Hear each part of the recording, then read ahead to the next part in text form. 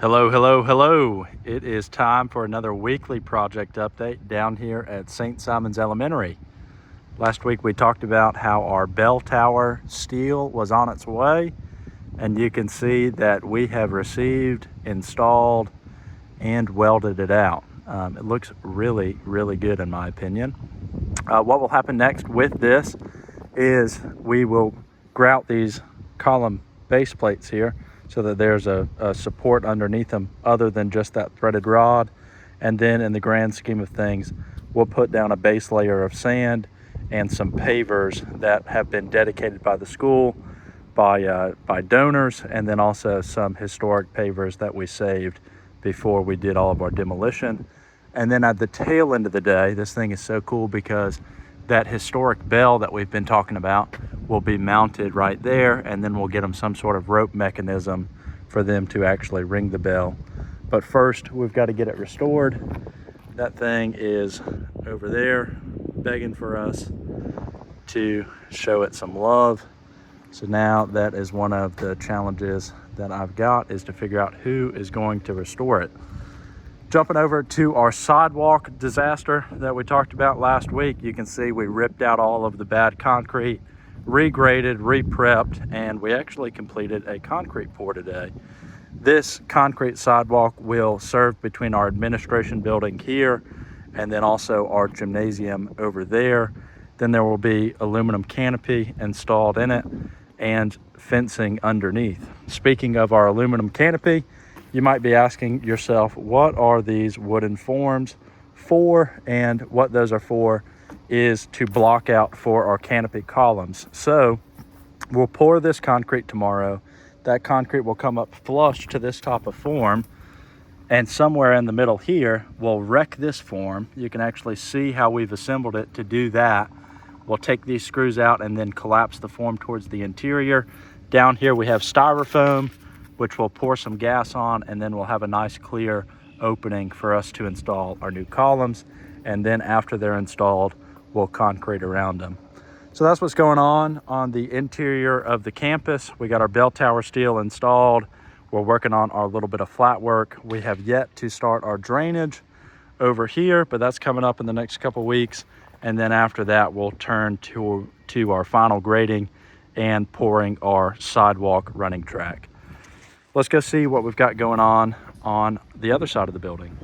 All right, walking over to the teacher dining. Not much has changed, but we have done a little bit of work, which is rip out that old hollow metal frame, install metal stud framing on the interior. We put our spray foam insulation, and on the exterior, you can see that we have what appears to be painted our plywood sheathing that we had installed on the other side, the exterior side of those metal studs.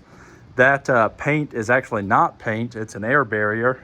And here's a bucket of it, Trimco Exo Air 230. It's the good stuff. It's what we use as pretty much industry standard here. And so then in the next couple days, you see we walked past a cube of brick, which is right there. We will go to infilling this, infilling that, and miscellaneous openings along this back side of the teacher dining. Then we're going to bring in our air barrier just as we have there. After our masonry infill is complete, we'll put our air barrier along this entire elevation of building and around the corner on the cafeteria side, and then we will be off to the races with our new brick veneer. So walking in from the teacher dining, this is the back side of the campus, into what will be, this is their teacher dining area and a bathroom over there. One thing that we've gotten done over the last couple days is we've cut some utility trenches in, and we have finished our under slab plumbing rough in. We've also installed our in-wall blocking in preparation for this exterior elevation of wall to receive spray foam insulation. We've also started our overhead makeup. You can see that we've got refrigerant lines that have been installed. Got some more metal stud framing over there and what's going to be a storage room. And now we're walking in towards the cafeteria. We have not made a ton of stride forward in the cafeteria because of our big variable at play, which is our wooden trusses. One of the things that I'm working on right now this week is reaching out to wood truss manufacturers to see about buying new wood joists, a total of 32 that span about 40 feet. And then we'll rip off the existing roof decking, get that out the way, and install our new joist right next to our old joist. But that's still at play, so we don't know if that's what we're doing yet. Walking from the cafeteria, we'll go into our classrooms, and you can see that we have continued forward with our drywall efforts, our overhead makeups. Now we've tied in our fire sprinkler lines. Last week we didn't have that done. And we've also tied in all of our plumbing lines. However, we still have yet to insulate them. So that's a hot ticket item. We got to get that insulation installed so that we can finish up hanging our drywall in our classrooms, because our 7 classrooms now look like this.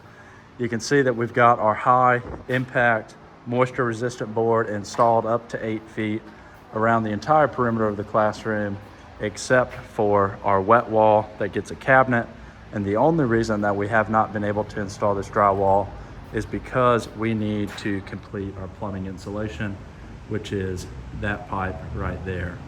We also need to tie in our condensation drainage to our plumbing waste and vent line. So that is what has happened in the last 5 days at St. Simon's, at least on the interior of our classrooms, our cafeteria, and on the interior of the campus where we've got our running track.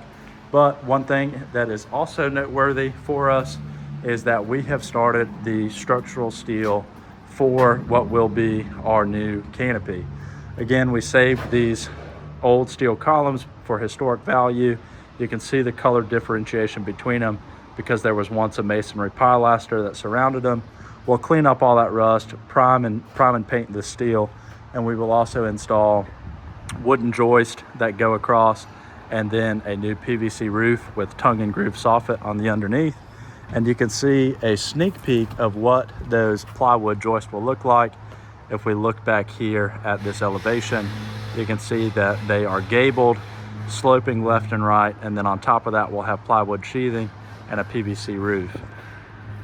We initially wanted to highlight the steel and talking about this, and you can see the additional steel that we've added. Although we're not complete, we still got outriggers to do over in this section, but this is the premise to what these guys are doing. That gray piece right there is what they've added in to help with the white that is already existing. Over here we also got our steel in for our second canopy that we're building that will be of similar makeup to what we had. However, we couldn't piggyback off of the existing steel columns like we did in the one we just talked about. So you can see that over the last 5 days, we installed some concrete footers. We also got our steel columns installed and a steel beam to serve it. That will receive a wooden joist that will go back into the building, get joist on top of it, PVC roof membrane, and tongue and groove soffit underneath. That is what's happening.